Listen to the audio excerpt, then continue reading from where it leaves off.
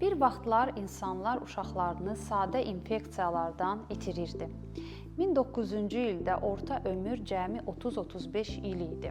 Sonra tibbdə iki böyük dönüş oldu. Əvvəl peyvəndlər, sonra antibiotiklar. Bugün isə orta ömür 70 ildən çoxdur və bunun böyük hissəsi qarşısı alınan xəstəliklər sayəsindədir. Peyvəndlər hər il milyonlarla insanın həyatını xilas edir. Bunu statistika deyir. Amma indi daha vacib bir mərhələdəyik. Artıq peyvəndlə xərçəngin qarşısını almaq mümkündür.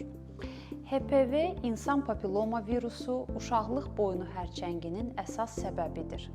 Bu xərçəng hər il yüz minlərlə qadının həyatına son qoyur.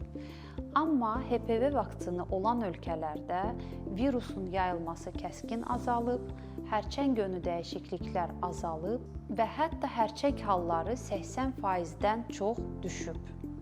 Yəni bu artıq nəzəriyyə deyil, bu real nəticədir. Bu iynə sadəcə qoruma deyil, bu bir qadının gələcəkdə sizdə xərçəng var sözünü eşitməməsidir.